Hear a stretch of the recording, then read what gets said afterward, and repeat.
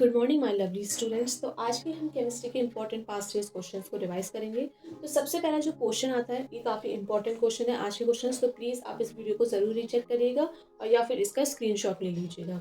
Then पहला question है हमारा 1.5 moles of each XY2 and XY3 if weight 96 gram and 120 gram respectively. पहले हम क्वेश्चंस को समझते हैं, क्योंकि अगर हम क्वेश्चन को समझेंगे तभी हम उसका आंसर कर पाएंगे अच्छे से। तो 1.5 मोल्स हैं XY2, कोई एक दो मॉलिक्यूल्स हैं XY2 और XY3।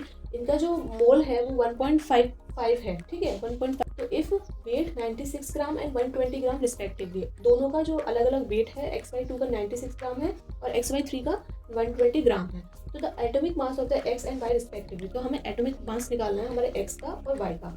तो देखिए आंसर का मेरा तो देखिए आंसर तो 32 और 16 है, तो इसका हम सोल्यूशन देखेंगे।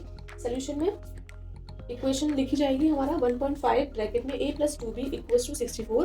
काफ़ी इजी क्वेश्चन है और बहुत अच्छे से आपको समझ में आ जाएगा। 1.5 a + 3b = 120, क्योंकि जो हमें पूरा क्वेश्चन में हमको डेटा दे रखा है, हमने उसको नोट किया है। तो हमारी जो इक्वेशन बन गई है, हम सॉल्व करके हमारी जो इक्वेशन आएगी वो a + 2b = 64 और a + 3b = 120। तो दोनों इक्वेशन आ गई, अगर हम दोनों को सॉल्व कर देंगे तो हमारा जो आंसर आ जाएगा वो a हमारा 32 आ जाएगा और b हमारा 16 आ जाएगा। मतलब x हमारा 32 आ जाएगा, b हमारा 16 आ जाएगा। तो ये हो गया हमारा पहला क्वेश्चन। नेक्स्ट क्वेश्चन देखते हैं, which of the following groups constitute basic radicals of fourth group. जो फोर्थ ग्रुप होता है उसका जो बेसिक रेडिकल्स होते हैं उनमें कौन कौन से ग्रुप्स होते हैं, कौन कौन से उसमें मेटल्स होते हैं। तो जिंक 2+, मैग्नीशियम 2+, निकिल 2+। तो ये सारे हमारे मेटल्स होते हैं उसके अंदर और ये बेसिक ग्रुप्स होते हैं, ठीक है, बेसिक रेडिकल्स होते हैं। नेक्स्ट क्वेश्चन देखते हैं, which one of the sequence represent the correct increasing order of bond angles in the given molecules. कोई मॉलिक्यूल हमको गिवन दे रखा है, उसमें हमें करेक्ट बॉन्ड ऑर्डर का इंक्रीजिंग ऑर्डर लगाना है। तो सबसे जो कम इंक्रीजिंग का मतलब छोटे से बड़ा, तो सबसे छोटा जो बॉन्ड एंगल होगा वो बॉन्ड ऑर्डर होगा। तो सबसे छोटा जो बॉन्ड एंगल होगा वो होगा हमारा OF2 का। फिर नेक्स्ट होगा हमारा H2 होगा, देन फिर OCl2, फिर देन ClO2। सबसे बड़ा हमारा ClO2 का होगा और सबसे छोटा हमारा OF2 का होगा। जबकि फ्लोरीन जो होता है वो मोस्ट नेगेटिव होता है और ऑक्सीजन भी इलेक्ट्रोनेगेटिव होता है, बट इनका बॉन्ड एंगल जो होगा वो बहुत कम होगा।